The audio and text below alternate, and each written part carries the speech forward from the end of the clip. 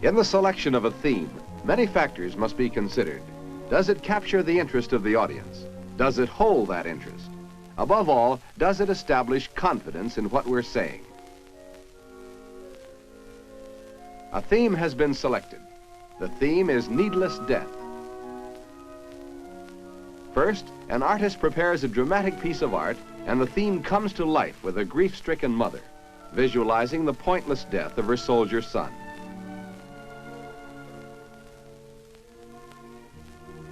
Two versions are prepared, one for the Koreans and one for the Chinese. By using overlays, special care can be given to the varying details of the soldier's gun and uniform. Even a small inaccuracy may create a wave of ridicule among the enemy and destroy the effect of months of previous propaganda. The text that goes with the picture is first written in English. With the help of an interpreter, it is then translated into both Korean and Chinese. Short, punchy words make their point quickly and fan the soldier's feeling of despair. He is fed the thought that he will soon join the swelling victims of needless death.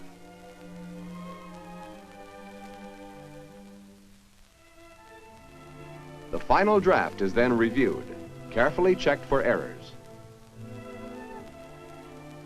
In many Red units, offenders found reading UN literature have been shot by the firing squad, while their comrades were forced to look on.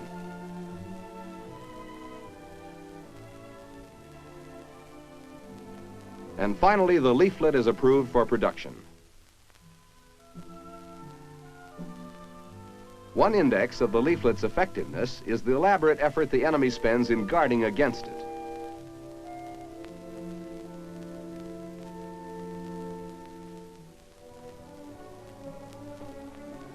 As a weapon of psychological warfare, the leaflet is invaluable. Chinese and Korean soldiers are especially impressed by realistic drawings and photographs. Moreover, the leaflet is far more permanent than the spoken word, for it can be read and reread.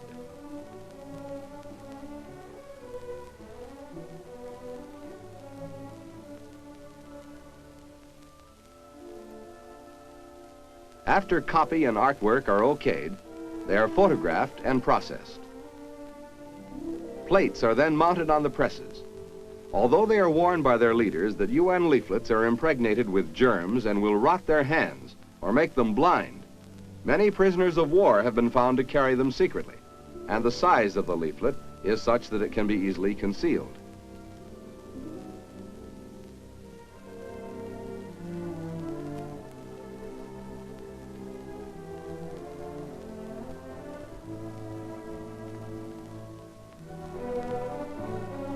Leaflets are then packed in rolls so that the maximum number can be carried in one load.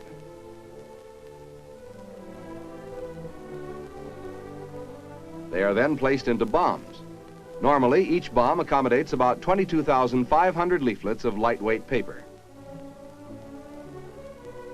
Bombs are systematically loaded into trucks and transported to the airfield. This B-29 is about to range deep into enemy territory. It is a fighting craft, equipped to take care of itself against enemy attack.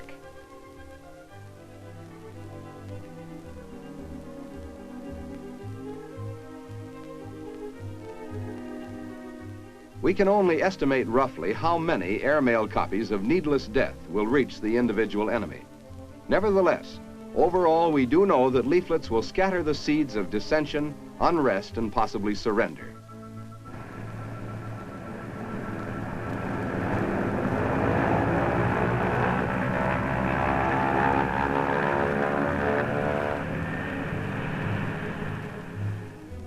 In Korea, tactical propaganda is handled by the PSYWAR section, G3, 8th Army. Operating under this section in Seoul is the first loudspeaker and leaflet company.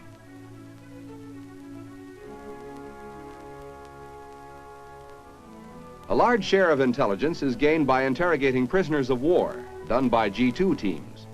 Special PSYWAR interrogation teams conduct closer examinations of the prisoners and poll them. Often they speak freely and offer important facts about the conditions they left behind them in their own front lines. This information, when evaluated and interpreted, indicates how effective our past propaganda effort has been. It also supplies the basis for further speaker broadcast and leaflet themes.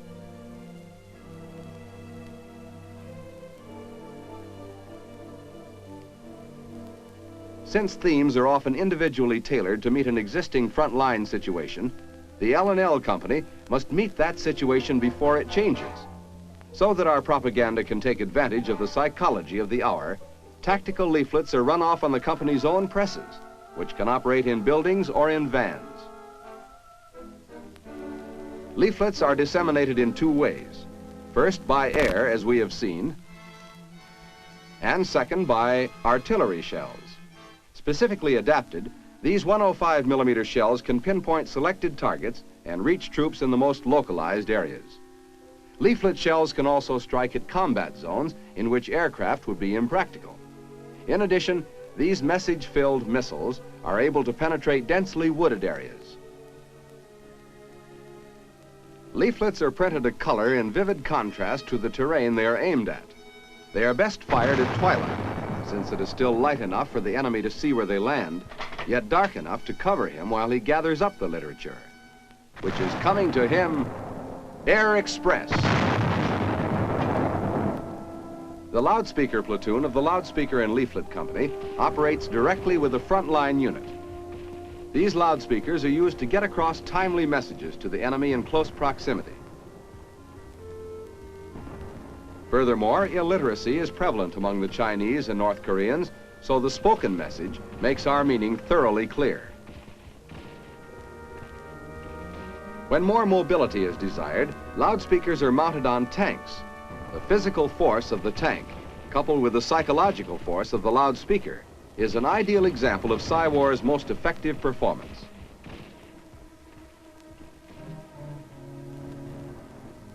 A similar combination is the airborne loudspeaker. A tactical aircraft, it can reach enemy territory inaccessible to ground loudspeakers. And it can cover both civilian control and guerrilla areas. Because of their nostalgia value, the voices of Korean and Chinese women are often used. Some enemy soldiers feel that if a woman can fly over their positions, the communists must be losing the war. In the time that lies ahead, still newer methods of propaganda are growing out of research and experimentation. For PSYWAR and its media of expression are dynamic, always learning surer ways of breaking the spirit of the enemy. These are the PSYWAR soldiers. They alone do not win victories in combat, but they have a potent weapon which they use to the utmost to support the infantryman, the gunner, and the tanker in inflicting decisive defeat upon the enemy.